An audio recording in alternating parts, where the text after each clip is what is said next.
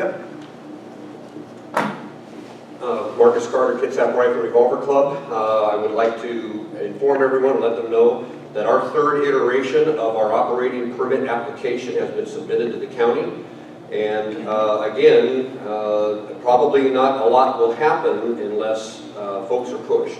So be sure you let Ed and the commissioners know what you'd like to see. And the Department of Community Development, stop by the fair, and we'd love to get you up to date and give you some wonderful questions to approach our local elected officials, such as asking them what has happened from the time that there was a resolution by the county commissioners saying that in the best interest of firearm safety, the Kitsap Rifle Revolver Club would maintain full control of the property in which they're located, and the lawsuit. What happened between those two times? Because no one seems to have had an answer. So we would love to see you let the county know what you want if you want to see the injunctions lifted and the club back going again full as it had been. I'd also like to point out this wonderful shirt I've got. A friend of mine said he'd had enough. He was sick and tired of Kitsap County. In fact, how many have heard our county referred to as Kidnap County? A lot of.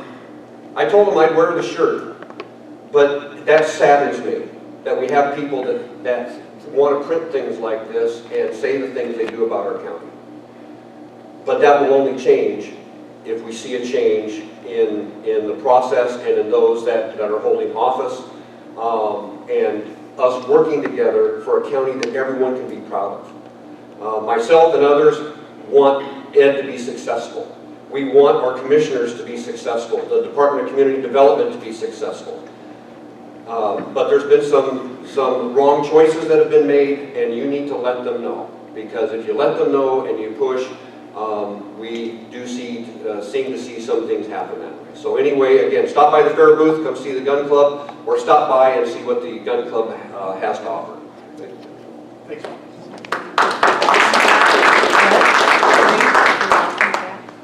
Any others? Yeah. For our two-minute mic.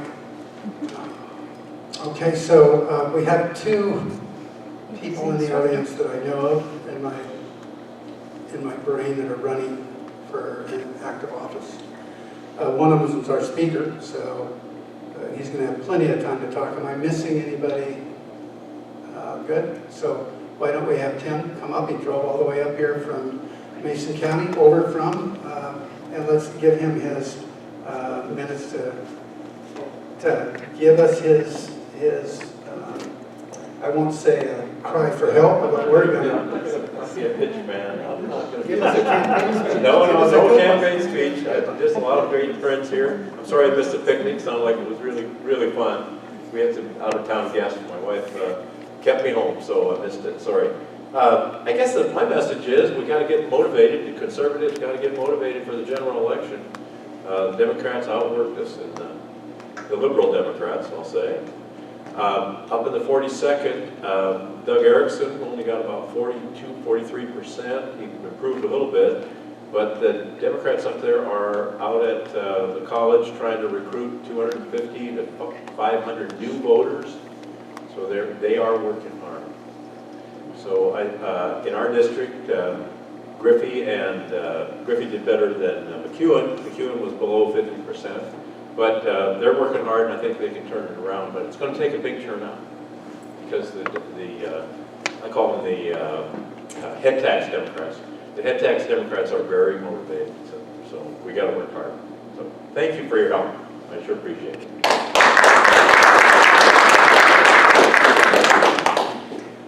And I'd just like maybe a reaffirmation that the Tea Party has been hopefully a great friend of Tim's in the past. And if you agree with that and are willing to get behind him in any way you possibly can, please give another round of applause for our friend. Okay, last call. We've talked about the envelopes, free t-shirts in the back, free signs that you can grab walking out. Again, there are just too many blocks in this county that do not have the most fashionable campaign sign ever, right? And so it should be a a Young sign, a Marty sign, a Caldier sign, a Griffey sign, a McCune sign, a Sheldon sign, a Becky Erickson sign. But you can sneak that Tea Party sign right in front of that, right? Okay, so just grab them on the way out, and that's all good. All right, let's introduce then a man that I call my friend. He's not my commissioner, not my district, but when I have a problem, you kind of have to wonder, why do I call him instead of Commissioner Gelder? That may be obvious to you. So, but I'm glad to have him here tonight, and I hope you'll give him your attention. And he could tell his own story about pithy comments, but we're glad to have him. Welcome, Ed Wolfe, Commissioner Ed Wolfe.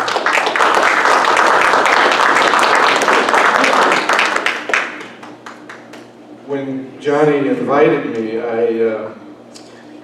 he said, be ready for some pithy comments. And as a lawyer, I just thought, well, I got to research pithy. It means excessive force, direct questions. So I certainly expect that tonight. And Marcus, I appreciate your comments. I'm glad you got a good crew here tonight. I wasn't going to even go into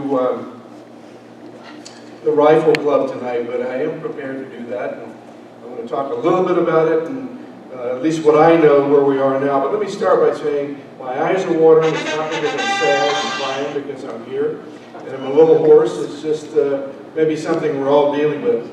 But before I get started, I was looking at the sign here, and 49 years ago today, today's 20th, right? 49 years ago today, I was drafted in the U.S. Army. This was not my plan. I was heading off to law school, and not to name you, Jack, heading off to law school, and it was two of the best years of my life. Really, as a youngster, getting started, figuring out what I was going to do, and learning a little discipline, but that was 49 years ago today, so I'm feeling pretty good about that. Actually ended up going to an infantry area, Fort Benning, Georgia. I'm not going to suggest that was a lot of fun, but that was my life then. Then I went on and worked, I'm not going to talk about me tonight, but I went on and worked in the Reagan administration, for both administrations, and for those of you that don't know me, and for the first Bush administration, I was a deputy assistant secretary of state. Great experience there. But I really got my start. I really understood I was going to be a Republican, because my parents didn't really have a political party, didn't really talk politics around our house in Virginia when I grew up. I worked for a man by the name of Bill Whitehurst. This was in 1977. And Bill Whitehurst was the ranking minority member of the, can you hear me in the back okay? Ranking minority member of the military, sub-military installations command for the House. And I worked for him for a couple of years while I was in law school. And dang on, if I just didn't become a Republican in 1977, and I may be, we all have different levels of what we do as Republicans, and I may not match up to yours completely, but, or I may. But since 1977, I've been a Republican and been proud of it. So just want to get that across. There are a couple of things that Johnny asked me to talk about today. I have a list of things I'd like to talk about, but I don't know, I'd rather take the time instead of going through the state of the county, and I'm not going to do that. That's a standard speech that I give around the county, the state of the county. I'm not going to do that tonight. I'm going to talk about a couple of the issues that Johnny said were I think, important, and I'll go through the list very briefly so you know where I'm coming from. Homelessness, talk about that a little bit. Talk about affordable housing and what that means, and talk about, Tim, you hear this all the time, but to me it's a death knell for much of what we do in the county, and that's the Growth Management Act. I'm going to talk about that a little, and Tim can tell us later how he's going to fix that Growth Management Act. Jan was trying. Jan was working hard. You work hard on that. Property rights. I see quite a few property rights people in here, and talk a little bit about that, and talk about much to the chagrin of Jack, I'm going to talk about the opioid legislation very briefly, so you know what the county's done. I said very briefly. So you know what the county's done with regard to opioid and the class action suit, and then talk about sanctuary cities or welcoming cities, and whatever that means to you, and just kind of let you know how this has evolved from, I guess, the beginning of this year when all the press came out with sanctuary cities, welcoming cities, and where the county is on all that. And then talk about code enforcement, one area of code enforcement. And Alan's here. When I talk, you're smiling, aren't you? When I talk about the right to enter, in someone's private property, and where the county is on that at this point. But let me start out with, I wasn't planning on doing this, let me start out with KRRC, the gun club. As Marcus said, there is an active operating permit pending under review at DCD. Actually, the Rifle Club just recently provided additional response to DCD with regard to some questions that DCD had. I sat down today and talked to DCD on this issue, because I wanted to be as up to speed as I possibly could tonight, and also talk to the prosecutor's office tonight, or today, about where all of this is going. If I tried to list everything that's from the beginning, way before I came here, and including the time I've been here the last 4 years, you know, the site development activity permit, and the operating permit, this court, I'm not going to put you through that tonight, but I do want to tell you that during these discussions, and I also read Barbara Butterton's response. She's not here tonight, but if you would tell her, she should be a lawyer. The way she, this was a very good response in terms of, you know, but whether I agree or disagree, very good response the way that was laid out, and that's being reviewed now. And I understand that we will have a response within 30 days. I don't know what the exact time is, but sometime in September we'll have a response to the Rifle Club's points. I think we've also been working, I think the county has been working with your engineers, I think they're your engineers, with regard to this site development permit activity. Wasn't there a recent meeting for this? Yes. I don't know what the outcome of that is, but anyway, I think they explained what needs to be done in terms of this permit. So I'm not going to go into a lot of detail at all anymore about the gun club permit, but I will say, and this is just me talking, I told DCD today and prosecutor, and tell the prosecutor this, that, you know, let's make sure we do better with the communication channel. I mean, regularly there, at the commission meetings, we see a lot of the gun club supporters, and we kind of listen, and it doesn't seem like anything really happens. But I think we have something on paper right now that's being reviewed, and I just instructed them to keep this communication going, and if we can move this, I'm talking about the permit, if we can move this, let's do it. One of the suggestions to me was maybe the gun club, and I'm going to get off of that at this point, maybe the gun club should start or do this in phases now. Phases meaning, what's your plan? How are you going to get there? Is it going to be one range, two ranges? Is it going to be a pistol range? Is it going to be a rifle range? And maybe the gun club heard all of this when they met with DCD. And just take this a step at a time. Because it certainly appears right now that the courts made their decision, like it or not, the courts made their decision. You know, we've got an ordinance that we live with, unless it's amended, we're not varying from that ordinance. So maybe the gun club, if you want to talk about this another time, we can, any of the gun club people, maybe we start with the SDAP and get all that stuff done, and then move over to the operating permit. Keep them going simultaneously, but I think that's probably maybe an opportunity to make some changes that probably are needed to move this process forward. Let's see if there's anything else. I believe, and you haven't heard me say this publicly in the commission meetings, I believe that we We need a safe place to go out and practice, not just with kids, but with everyone. We need a safe place. In fact, my wife, probably 15 or 20 years ago, took probably don't remember this, Marcus, but took a lesson from you about 20 years ago. Louis Mentor took me out there, and she was a good shot, by the way. But that was about 20 years ago.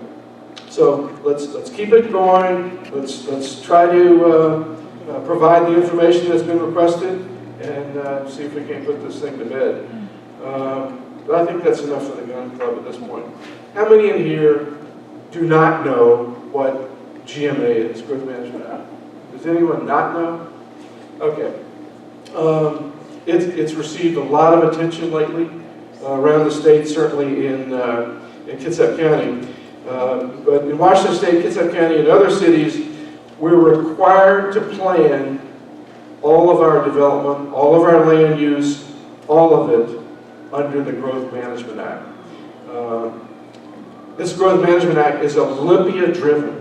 It's Olympia-driven and it's Olympia-mandated. And my own personal opinion, as one county commissioner, it's killing us here. Killing is the wrong word. It's very bad for us here with this overregulation, trying to do what we need to do with affordable housing and homelessness. It's overregulation. It's overregulation. For those of you that don't know what the GMA is, it requires our counties to encourage the majority of growth to go in urban areas. Mandated by Olympia, urban areas only, and that would include areas like Silverdale, and areas like Bremerton, and discourage growth in areas like, in my district, Seabeck or Wildcat Lake. Tracy. That's maximum lot size. So that's the Growth Management Act. It's really shoved down our throats. The county has struggled with this Growth Management Act, at least the last 3 or 4 years that I remember, and we've failed in lawsuits when we've tried to go a different direction. We failed in lawsuits over this urban, rural growth, the targets that are established by the Growth Management Act. We failed in lawsuits. And we had to address a plan to encourage more development in the urban areas. I mean, that's pretty much the crux, at least in my mind tonight. In that same year, by the way, this is 2016, I think it was, the comprehensive plan update, we had to require owners who own urban residential lots, that were over 18,000 square feet, had to subdivide that area, regardless if they only want to put one home on that lot. It's over 18,000 square feet, originated from the Growth Management Act in Olympia. And what was the purpose of that? Why was Olympia mandating this? It was encouraging development to meet urban density of 5 to 9 units. So back again to the urban development. That's from Olympia. The policy wasn't acceptable. As I said, we were sued on this a couple of times and lost. So we asked our staff back in, I think it was 17, it might have been 16, 16 or 17, we told staff and asked them, look for ways that we can provide relief to, at that time, 422 residents that had property. Provide relief. And we did that in 16, I'm pretty sure it was 2016. So we provided relief to about half of the 400, I think it was. Now we're back, we've got the others that have this conundrum, and we're looking for administrative relief for the rest of, I think it's about 400, the rest of the individuals that have property that fits within this Growth Management Act. What is administrative relief? Some of you, we work together, maybe there are wetlands on the property. If not wetlands, maybe there are critical areas on the property.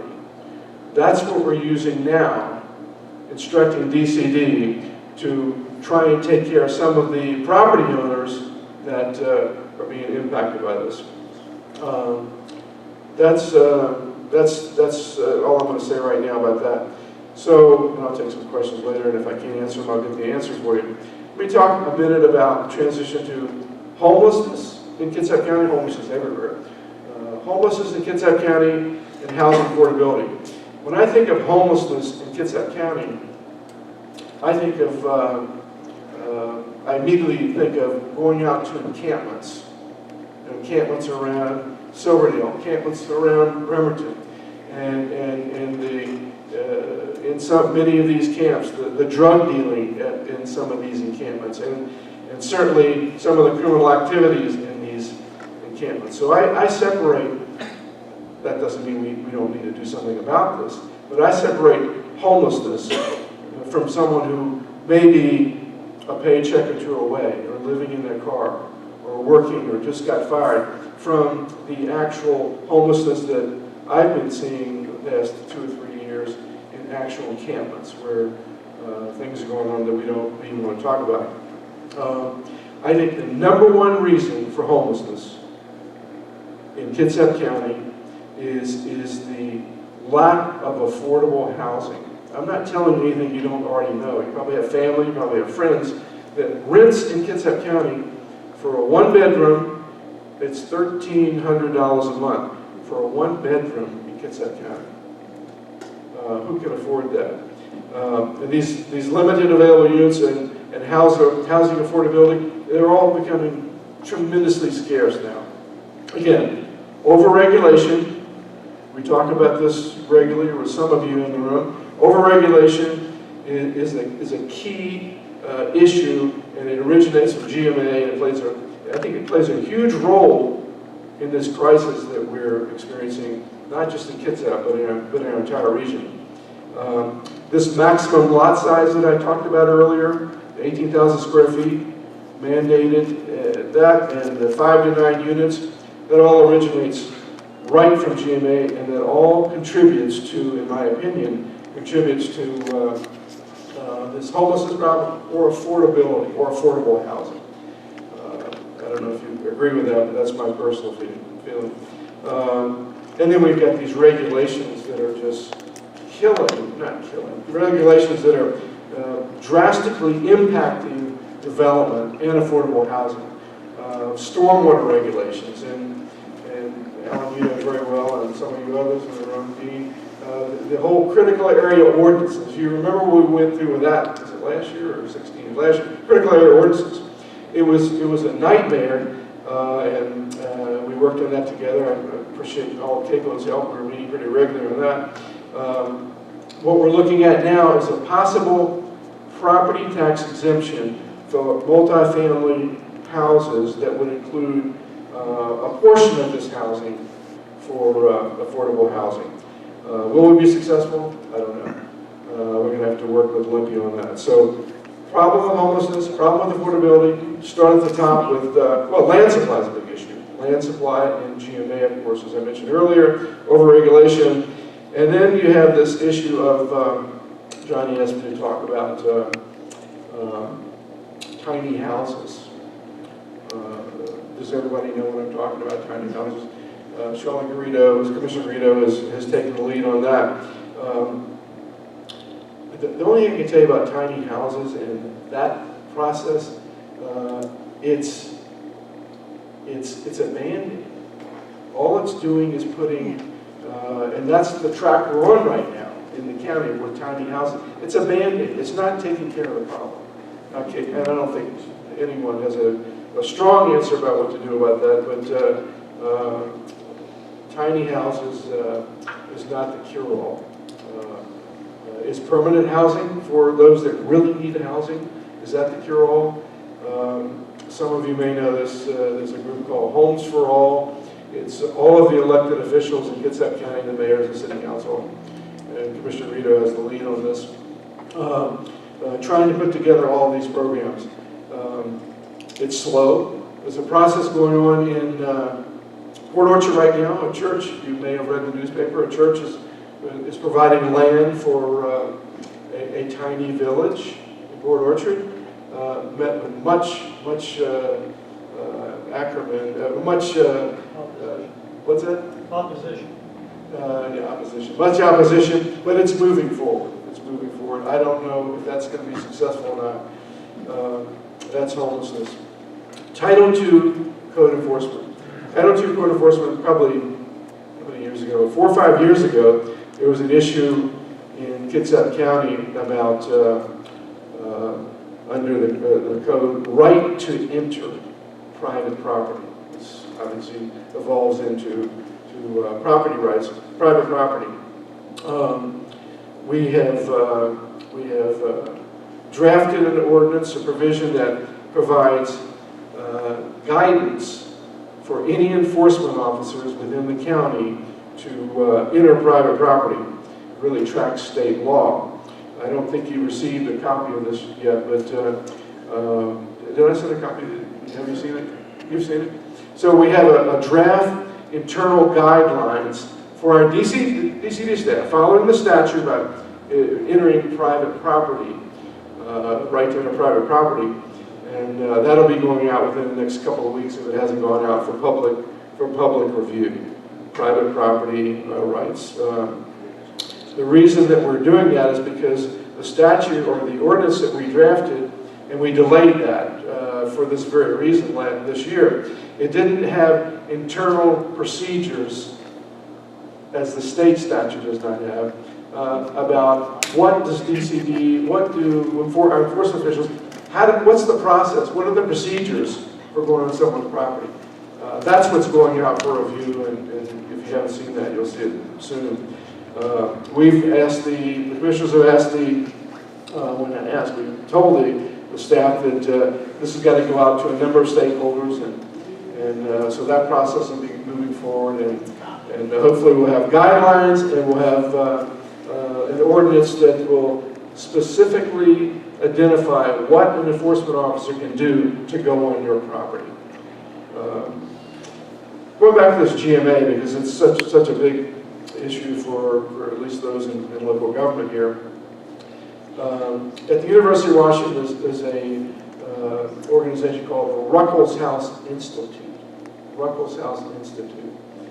Last year, the state legislature, correct me if I'm wrong, Tim, but they appropriated $800,000 for this exercise to study.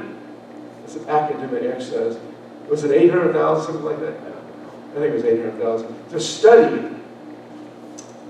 Growth Management Act and come up with some recommendations. It's purely, in my opinion, an academic exercise. Nothing will come out of this. It's keeping a lot of people, I shouldn't say that, but I don't think things will come out of it. It's going to have no real practical solutions to make any changes to the Growth Management Act. And that report is due, I think, next fall. But again, that's a Growth Management Act. And part of our position is that the Growth Management Act has become an unfunded mandate. These are words that, to all local jurisdictions, that cost local taxpayers. I brought an attachment because Johnny said someone had an interest in this. Do you know what an unfunded mandate is? Would you like me to just remind you what that is? Unfunded mandates are a tool used in Washington State, far too often, requiring local governments to perform functions which the state appropriates no funds.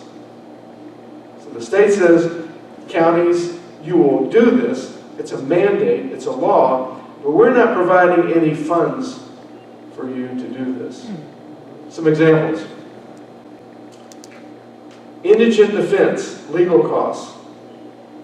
Total cost for that, $3,599,000. By the way, these costs that come out of the county property and sales tax, $6.5 million, or 82% of all of these unfunded mandate costs. Growth management fits in there. Indigent expense, court-appointed counsel, service of summons, $216,000. Sex offender registration, $122,000. We pay for that out of our property taxes and out of our sales taxes. Domestic violence protection, $77,000. Escape from community custody. The cost, $1,818,710. The county picks that up. Unfunded mandate from the state. General records of missing persons and runaways, I'm not going to give you these numbers. And I'll just close this. Criminal Justice Training Center certification for detention officers, court officials, court service officers, $16 million total cost. Is that possible? It says 16 million. That may not be a good number here. Requirement to publish termination of parental rights, $20,000. And lastly, I'll just pick one out. 8-year comprehensive plan update and GMA hearings board appeals. I talked about that earlier, the two that the county lost recently. Comprehensive plan and GMA hearing, $1,090,000. That's a county expense that comes out of our tax dollars. Unfunded mandates. Probably you don't want to hear more about that, but I was asked to talk about that briefly. Opioid lawsuits. I know some of you in the room may have an issue with the county's recent joining a class action lawsuit against the pharmaceutical companies. But let me give you a little data and tell you why we did that. It's in the papers a lot. This is a class action suit against the pharmaceutical companies who produce opioids like Oxycontin and others. The opioid crisis is affecting everyone, of course, but certainly in Kitsap County and our neighbors. But it doesn't take away from personal accountability. I'm not going to even go that side of this. We were talking about that earlier when we all have to have our personal responsibility. But the crisis touches us all, and let me give you an example here. Opioid use in Kitsap County has risen to 305%, with 107 deaths in 2016 alone. 2016 alone. The purposes of the suit is to give the corporations, make them accountable for the impacts of this long-term use. And I'm just talking about this 305% and the 107 deaths at 16 only. That was in Kitsap County. Class action suit. Puget Sound Regional Council. I'm transitioning to Puget Sound Regional Council in Seattle. Some of you know what that organization is. We participate in the county. It's a regional council of governments with King, Pierce, and Snohomish. And it's about access to federal funds for transportation projects. Access for transportation project dollars. And I can just tell you right now, because I serve on the Growth Management Hearing Board of Puget Sound Regional Council, this organization is becoming a regulatory. Josh Brown is, by the way, my predecessor, is the head of that in Seattle. With this organization, it's becoming more and more Seattle-centric, less for Kitsap, less for Snohomish, and less for Pierce. The preference clearly for the transportation dollars with the Puget Sound Regional Council is going to Seattle-centric. All of the businesses along, in my opinion, along I-5 and Tacoma. We're not King County. We're not Bellevue or Seattle. And I don't think any of us wants to be King County or wants to be Seattle. All three of the county commissioners are in agreement to combat this and make sure that we get our fair share of the transportation dollars. For example, Buckland Hill Bridge, if you remember that a couple of years ago, that was, I think, we had something like $8-point-something million from Puget Sound Regional Council for Buckland Hill Bridge. We couldn't have done that. Silverdale Way transportation project where the feed store is in that area. I think about 11 out of that from Puget Sound Regional Council. We couldn't do these without that type of funding. So it's to our benefit to, I believe, to maximize our ability to extract as much money as we deserve from the Puget Sound Regional Council. Buckland Hill project was $6.8 million, by the way, from Puget Sound Regional Council. Sanctuary cities. You can call them whatever you want. You can call them sanctuary cities. You can call them Welcoming cities, if you remember, in the early part of 2018, the paper was replete, every day, it seemed like every week, you would see something about sanctuary cities, and we've got to have this, this is all about, a lot about immigration. It was a hotly debated issue, maybe it was last year, but I thought it was this year, and there was only one city that adopted a sanctuary city in Kitsap County, and that was Bainbridge Island. I know Bremerton was debating that pretty aggressively, and they did not adopt a sanctuary city or a welcoming city. It's a policy statement to not persecute undocumented immigrants.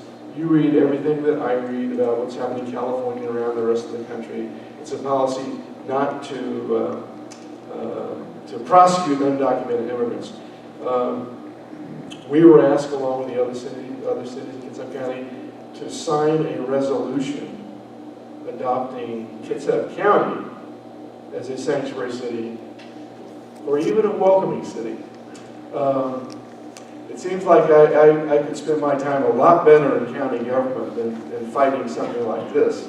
But we did not adopt a sanctuary city or a welcoming city in Kitsap County. What we did do, but I don't think this is over. I think that keep your eyes and ears open. I don't think that's gone away by any stretch of the imagination in Kitsap County.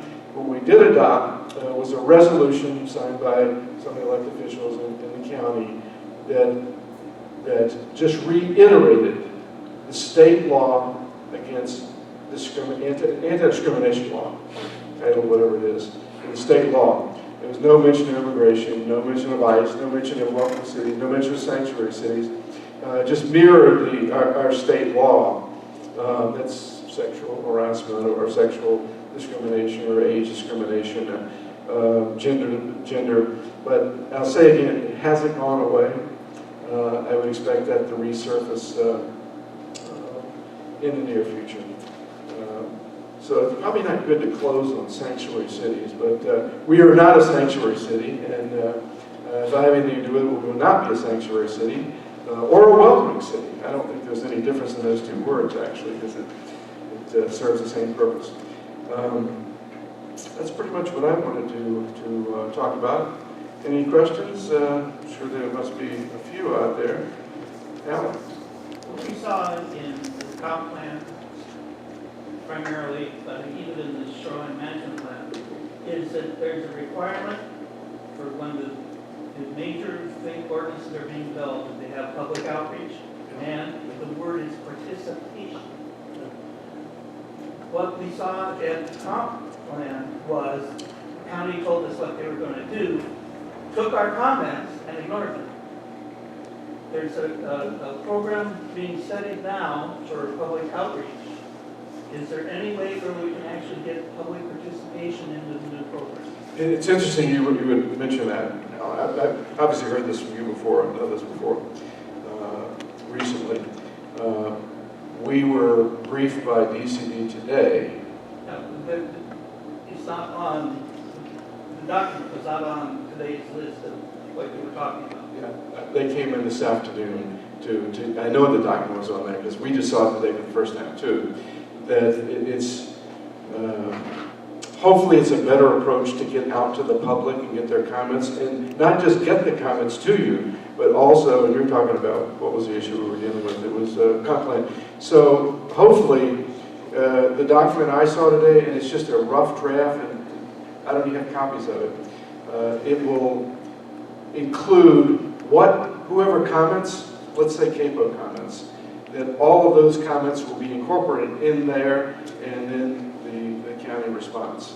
And I don't think that's what was there the last time, fully. What we're asking for is let us help develop these plans. Don't just tell us what you're going to give us. We've got a lot of volunteers that want to participate, but are being excluded from the process. I don't think I excluded you from the process. No. Yeah, or any of your members. Yeah, I've got your point. Okay. But Fox, watch that one, follow that. Yeah. Yeah. Dan, I got a question for you. So the Growth Management Act was adopted in 1990 by the legislature. And then 1991, they adopted the Growth Management Hearings Boards. So, excuse me. So then the Growth Management Act was adopted in 1990. And 1991, the hearings boards were put in effect with one local official, I think, is on the hearings board. You have to have one attorney, and then the third member, I can't remember what background they have to have. But anyway. Excuse me, who is they, you know?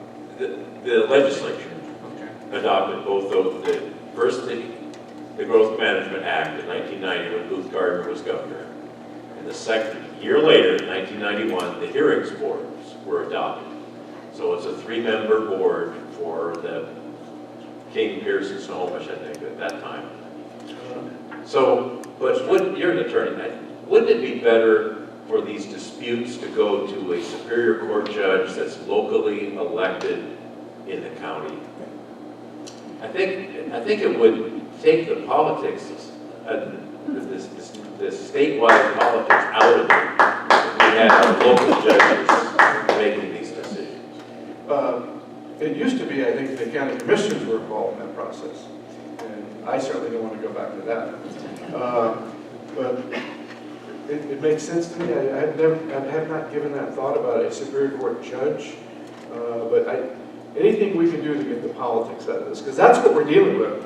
We're dealing with a certain political flavor in Olympia that's forcing us to do what we have to do.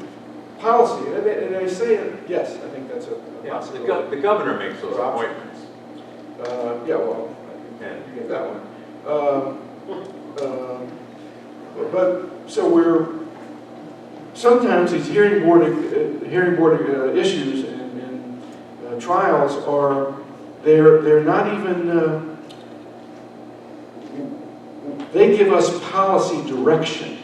You know, they don't have statutory pull. You have to do this like the mandate. Well, the GMA mandates it, but the hearings board that we lost twice in the past couple of years, for the reasons that I mentioned earlier, it's a policy direction, and if you don't follow that policy, at least according to Department of Ecology, then sorry about that funding for that for the bridge or something like that. But yes, I wouldn't have no problem with that at all. First time I've heard it, going to the Superior Court judge, and back to the commissioners. Yes, Jack. On top of that, that's been a long-standing issue because they do not have. What are you talking? What's been on? The Growth Management Hearings Board. Yeah. They do not have the same powers as a court. They cannot establish precedent. Every case has to be a single case, and that never happens. They carry precedent down the line whenever they want. And the only appeal from them, believe it or not, the Superior Court. Exactly. It's a pure administrative hearing, not dissimilar to an administrative hearing commissioner. So much for that. Anything we can do to take politics out of this process, and I'm just speaking of GMA right now, and the hearings board, I think would be a win-win for the county, Okay. the state. For the past 13 years, homelessness in Kitsap County has been a crisis. So who the hell is in charge? Who actually goes out and does the inventory? Who interfaces with those who are determined to be homeless? Who is establishing the policies to try and resolve this? Or is this just a great big mishmash it's always been? I don't think, if I understood your question correctly, Jack, I don't think it's a great big mishmash. We have a team that goes out, I think it's by statute, that nationwide, that we have to go out once a year for a count. And that count includes about homelessness. And that count includes going into our jail. And that count includes going out to all these encampments. And we have probably 30, 40, 50 people, including a couple of commissioners, that go out and do that count. And then we get that number, and that's the determination of what we know about homelessness in our area. But the important part is not how many, it's who. Who's doing it? No, who are the homeless and why are they homeless? That's what we're missing. Commissioner, we actually have nothing in this kind of time counts is worthless. It's a snapshot that is done nationwide, quite correct, but provides no actual data. We have no metrics set up, and this is the entire area. We don't have anybody that knows how many homeless people are out there, what their needs are, what their barriers are to housing. We don't even have an exact number of housing units available. Kitsap Housing Authority is a disaster. It's been a disaster for years, since all of their funds were spent to redevelop the city of Bremerton and build more big center. Housing gets it. Formerly Kitsap Consolidated Housing. Now, quite frankly, we need one single housing authority county-wide. I would suggest that we get rid of the housing Kitsap. That was my order. The fact of the matter is, it's been drained on funds. It's bankrupt. It's a private company that was bankrupt years ago. They're spending more on staff dollars than they are spending on providing housing, and it's ridiculous. What we need is teams of people to go out, find out who's out there, what they need, identify them, get them into the system so we know exactly who they are, so we're not counting people 2 or 3 times, find out what resources we need, and a person that's going out in this day and age should be able to go out with a pop-out or a pad sometime and be able to go, okay, I've got a recovery bed here, we can put you in tomorrow, and after that we've got this housing resource available for you, and this counselor can track you. We've got a good setup started with Kitsap Mental Health and their follow-up program with people that are in their system. But that needs to be countywide, because it is a disaster out there. It's a disaster because nobody's taking responsibility. We've got dozens of different agencies walking around aimlessly. And then, good points. And answer your question, what's your involvement in homelessness and housing? You seem like you know what you're talking about. Because there's a bigger. Okay, yeah. Why are you turning it on? Human Services, Doug Washburn, that whole agency has responsibility for all of that. Okay, there's a lot of guys and a lot of agencies play a role in that. And United Way for the longest time tried to provide the, if you will, a wraparound. But the real bottom line is absolutely right. We go out once a year in January, we count heads. And we run back home and we tally up the counted heads and say we need this much money, this many beds. How many of those guys are, and we were talking about this earlier, how about I walk up to a homeless person and say, where's your home? Well, it's in Kansas. Why aren't you in Kansas? Well, I came out here to get a job I had when I lost it, I just can't afford to go back. Buy a bus ticket, you're gone. We have just solved the problem. Yeah, actually, Commissioner, I mean, you asked what my involvement was in the homeless. Say again? You asked what my involvement was in the homeless situation. I see these people every day. I'm a bus driver for Kitsap Transit. But more than that, I've had family members that have been homeless because of substance abuse and mental health issues. I'm involved in those as well. Well, we've got situations. Seattle's a disaster area. It's bleeding over. And they're coming over here. And they are coming over here. But the fact of the matter is, places like Boston, with about the same population, about the same geographic area, have dealt with their homeless problem by regional approaches. We've got Bremerton Housing Authority that's been around since the 1940s. They're not talking housing Kitsap. We don't have a consolidated housing authority. You can't find out. I can talk to people that are out on the streets, and they've been in contact with half a dozen different agencies and half a dozen different people from those agencies, and none of those people are talking to each other as far as what that person needs. It's a broken system. I would phrase it a little bit differently, but I'm trying to be polite here. Thanks for your politeness. Mental health issues, I'm involved in those as well. Well, we've got situations. Seattle's a disaster area. It's bleeding over. And they're coming over here. And they are coming over here. But the fact of the matter is, places like Boston, with about the same population, about the same geographic area, have dealt with their homeless problem by regional approaches. We've got the Bremerton Housing Authority that's been around since the 1940s. They're not talking housing Kitsap. We don't have a consolidated housing authority. You can't find out.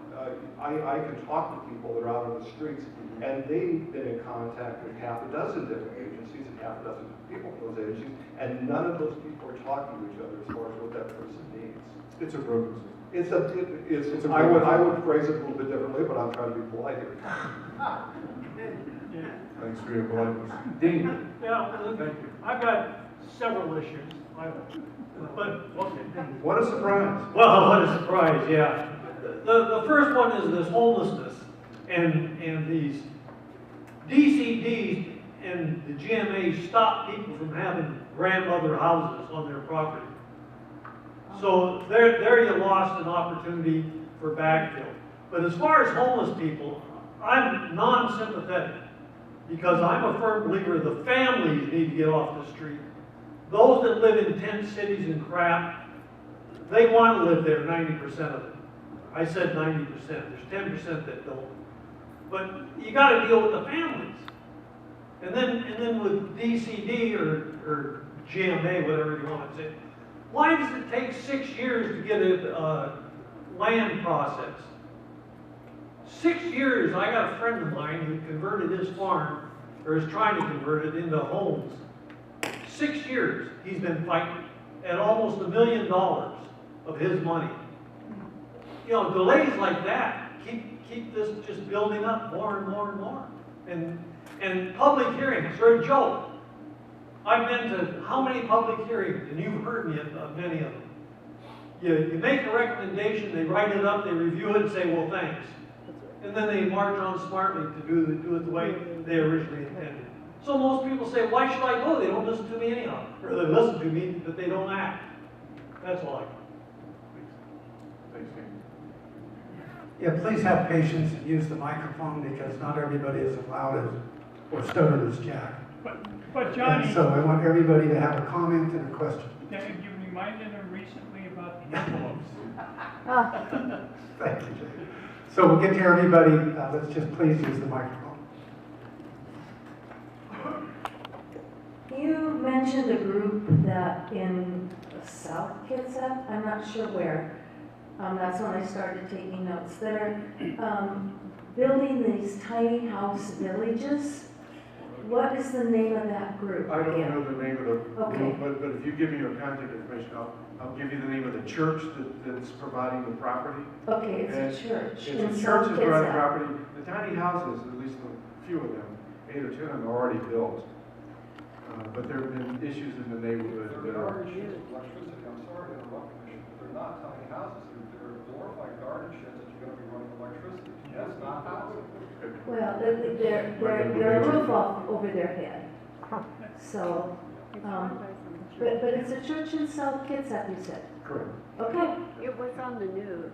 If you give me your contact, I'll. Okay, thank you. And not to let that one die, are they going through the same permitting process that everybody else goes through in order to be established there? Yes, again.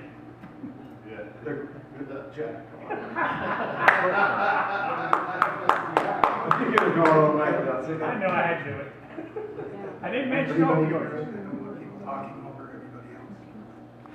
Yeah, Commissioner, back to the tiny houses. Now, there are actually solutions to that that are proposed. As a matter of fact, there's a church in Edmonds that's working with a company called Block out of Seattle that's been underwritten by Vulcan, the Paul Allen company.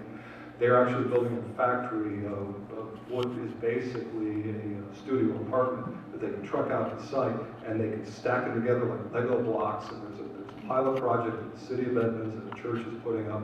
That's housing. It has electricity, it has indoor plumbing. It's not a garden shed with electricity. Oh, by the way, you're also going to have to be talking to labor and industries because you're running electricity where people are living. That's their bailiwick. Do you want to respond to that? No. I don't know anything about it. Okay. Other questions? Yes, sir. Ed, thanks for being here tonight. If I understand from what you said earlier, there's not going to be any change to Title II, just simply rules on how to violate people's rights? No, Marcus, that's not what I said. Well, no, you said that, as far as I understand, you said. You're getting putting words in my mouth. What I said was that we have drafted an ordinance that is the state statute ordinance. And within that ordinance, with regard to right to enter private property, within that ordinance, we're crafting, and that's what's going to go out to the public, crafting the procedures for our staff to be able to do that. Because it's not clear in the state statute, it's not clear in the ordinance. So that's what I said. Well, and I understand that. I just look at, Title II 116040, and I had mentioned it at a commissioners meeting and other people had as well, which also says that if you're, in essence, if you're exercising your right to remain silent, that's a misdemeanor. And you're telling us that after over a year, I mean, it started with the Title V debacle that everyone got all excited about, and then we found out that, well, Charlotte Garrido was actually, in 1997, was one of those commissioners that signed on to this Title II. And it just says that if you fail to give information identifying yourself, it's a misdemeanor. So you're exercising your right to remain silent, and yet I can be charged with a crime. You know, I don't have the document in front of me, Marcus, and maybe Capo could, I mean, do you want to jump in here? And, That's what it said. yeah? Well, don't jump in here. Yes, sir. What happens is, the ordinance itself goes through and says, you cannot go on, you can go anywhere and inspect anything you want to, as long as, and that's where the comma comes in, it says you don't violate any laws and you don't change any land use. So making an inspection and changing land use are a big deal. And then the paragraph is still there. If you don't give your name and when unrequested, it's a misdemeanor. The problem is that what I see the inspectors doing is they're going to laminate that, well, the ordinance and says, I can go anywhere I want, inspect anything I want, as long as it's legal. They don't tell you what legal is, the need for warrants and all the rest of it. Hopefully, maybe the instructions will do that. The policy guidance. The policy guidance, and then we're waiting. That's what I'm talking about now, because this document mirrors the state statute, or the ordinance, wait a second, Jack, mirrors the state statute, but this guidance, this interpretation says exactly, or hopefully it'll say exactly, what these inspectors can do and can't do. The ordinance doesn't say that. Guidance. I'm not talking about the ordinance. We talked about this ad nauseum recently, or last year, but the guidance and not the recommendations, the policy guidance will tell the inspectors exactly what they can do. So there's no anticipated changes to Title Didn't you just hear what I just said? II? I didn't. Well, evidently you did. It's mirroring the state statute with regard to right to enter property. And the guidance that's being drafted now, you'll get a chance to see it, and all of you get a chance to see it, tells what an individual can do that's going on with the property. Okay, we have a comment over here. Ed, you're not going to believe this, but I read the Title II revision that's out there. I think you've done what we asked you to do, which was in fact, I think you did what we asked you to do. I gotta go. It clearly establishes the legal bounds for entering a property. Now you've got another problem, and that is, are you prepared to discipline the DCP director when somebody screws it up? Because it's going to happen. And when that happens, you guys got to come down hard on that. They need to be as responsible for their acts as they demand citizens are responsible for ours. Yes, thank you. Yes.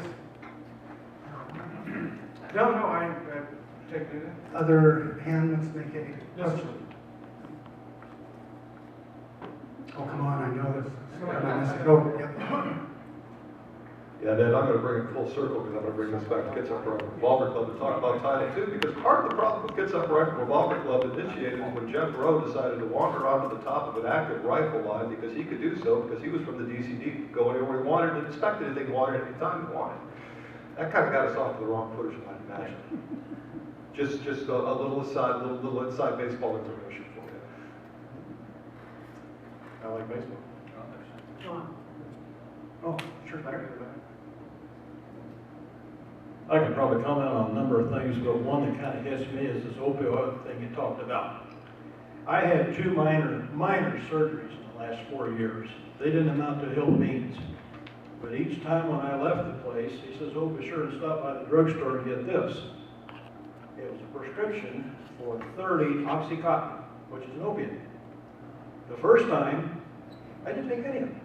The second time, I had a minor hernia. I got home, I felt a little pain, so I took one. Next morning I got up, I don't feel as much pain. I took Tylenol, so I've got 29 Oxycontin locked up in my file cabinet at home. You can sell those. Yeah, I know, but the point I'm making is these doctors are prescribing this stuff like candy.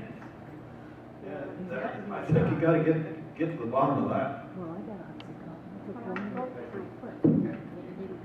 What else, folks? We got lots of interest and lots of topics to talk about. I want to make sure everybody gets a chance at the mic.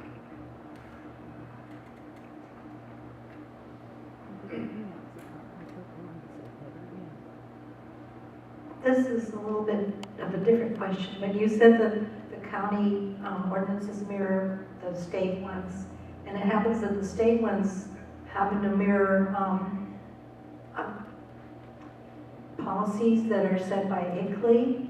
I'm sorry, said that what? Have you heard of ICLEI? ICLEI, it's International Council for Local Environmental Initiatives, and it comes out of the UN. And so it allows, since some countries like the United States will not sign a treaty that will bind us to sustainability. I mean, it's not a treaty that will be approved by the Senate and so forth. So, but it was approved by the executive branch only, Clinton and so forth. So, so ICLEI allows local places, local cities, Bainbridge maybe, or other, or maybe counties, local areas to become members and then still bind themselves to these sustainability measures, which end up being like the Growth Management Act. So, do you know if Kitsap County or any of the cities like Bremerton are members of ICLEI? I don't know anything about ICLEI, sorry. I don't know. So if we send you a specific question on that, will you get back to us on ICLEI membership and where the county's going with it? Okay. I saw some other hands over where? No? Anybody in the back? You know, one of the things that came to my mind during the conversation was back to affordable housing and the cost of county permits. And just as a couple of anecdotes, I know a couple of large businesses or semi-large businesses that have vacant properties, commercial properties that have been depressed, new buyers, but they can't do anything with them because of mitigations with the counties and negotiation with the counties, not just what's required by GMA code, but what how I might describe, I'm not directly involved with the process of arbitrary wants and needs of the county. You know, well, if you build this, then we'll give you your permit. And so that just seems to raise the cost. I mean, it seems to me that if the county could actually just let people do what they want with their property to earn money, to work for their living, right, to hire and create jobs, which would help get homeless off the street. There's a whole trickle-down thing here.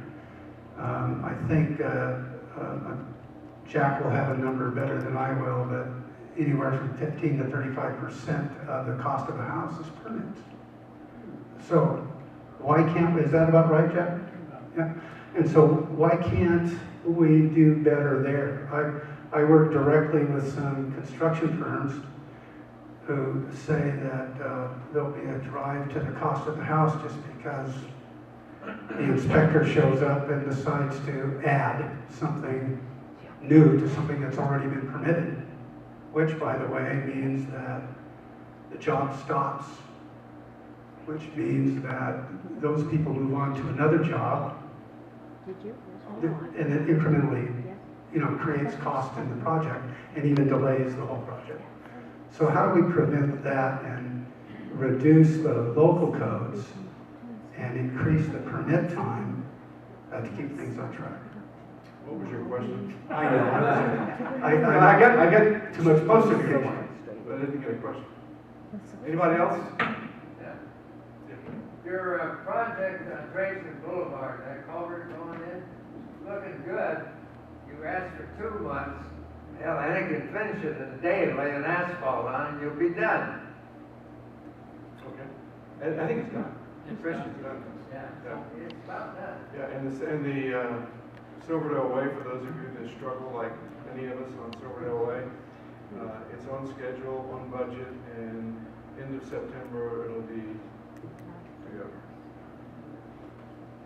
And one thing you did not talk about this evening was DCD is an enterprise fund organization. And their justification, documentation to you, that's perhaps one of the most self-serving pieces of paper I've seen in a long time. The one that I sent you? Yeah, what it says is if you're really good to us, we'll try real hard to try and do as much as we can, and boy, we'll be ready to help and ready to do it if anybody ever needs it.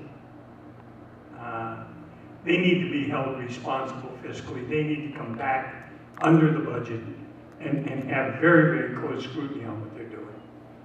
You know why you got that document? Because I asked for a review of the special revenue fund compared, the enterprise compared to the general budget, and that's where you get that document. I haven't had time to read whatever.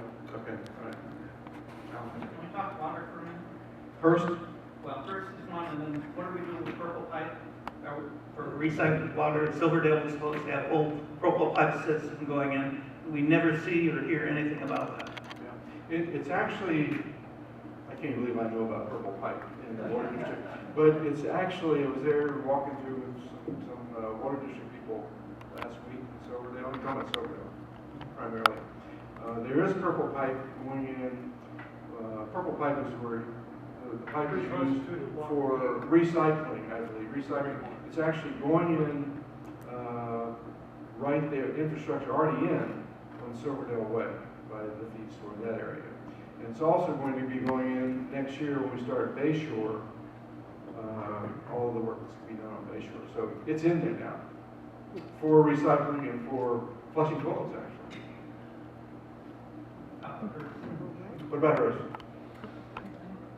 We don't have a clean water problem here. We have no water problem. We have aquifers, except for Bremerton. They have designated us as a watershed. And why did they do that, Alan? They did it because of Olympia. Yes. Yeah. Exactly. Yeah, it doesn't apply, although we are in the process now, we're mandated by ecology to develop, what are the plans called? Some kind of plans that we have to, what are they called, Tim? Yeah, I forget that. We have to develop plans, everyone in the state. Thank you, watershed management plans, but we don't have that issue here. Right. But we're mandated to do that. And they want to limit how much water we can pump. Yeah, I don't know, yeah, exactly. And if we don't have the problem, why do we have a problem? Ask Tim. I didn't vote for it. That's why wire got it. Yeah. Is there any water in the purple pipe yet? Any purple pipe? Not yet. I don't know, I'm only aware of the ones in Silverdale. Pieces as the development happens here, and there's like a sidewalk that's this long, and then it ends. There's lots done around. Okay, we've got a question from the senator. Not a question, but just a fact. If you take the total square miles of Kitsap County and divide it by the total population, you come to the second most densely populated county in the state. Well, your research is better than mine, but I think that I've been read and been told we're the third most densely populated area in the entire state. Yeah, second. Yeah, I thought it was at number 2. Yeah, what? It really doesn't matter. It's a big state. I'm sure the commissioner will hang out a few more minutes. He's not going to run out the door. Oh yes, I We can actually put people at the door. So any last pressing questions before we move on? Yes. Perhaps just more of a comment. May I ask a question? When did we go from a government that was set up to protect and maintain individual rights of the citizens to being a government in charge with creating and protecting rights of the state and the government? I thought the reason that we elected people that took an oath to uphold the Constitution was to protect and maintain our individual rights against the state, against those that are trying to take them away. When did that happen? I don't know. I'm confused, but that's not unusual. Sorry. Anyone else? Yeah, I just want to know, you say you're revising Title II, Section 116. Are they going to put it online for us to review for public comment, or where can I see it? It's going to be out within the next 2 or 3 weeks, I think, and it'll be online. How does that usually go out, Alan and Jack? How does it go out? On govdelivery.com, govdelivery.com, I think. Yeah. Or if you contact me, I'll just, yeah. Maybe it's on your commissioner page or link or something? It won't be on my page. DCD page. It'll be on DCD page. Or contact me and I'll send it to you. Okay, very good, people. A big hand for, thank you.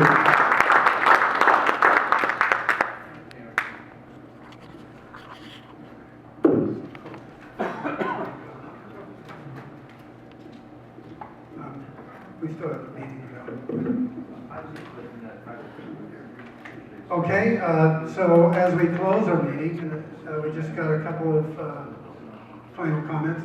I guess we've been a little longer than usual. There's three things that are important to comment on before we leave tonight. The first thing is the 26th and the 35th, and how the Kitsap Patriots Tea Party is going to support the relevant campaigns in those areas. Becky Erickson is running in Poulsbo against Sherry Appleton. God bless her heart. The numbers were working, but she would need encouragement for anybody who wants to join her campaign.